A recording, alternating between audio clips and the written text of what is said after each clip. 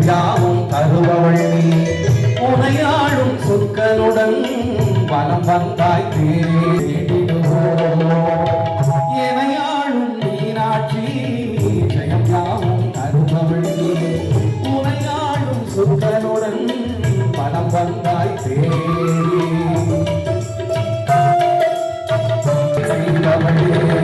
கதிகாரம் தந்தவளே எனையாளும்.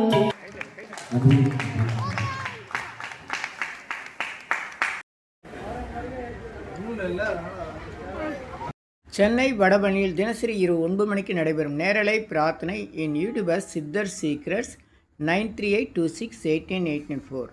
நல்லோர் நினைத்த நலம் பெறுக.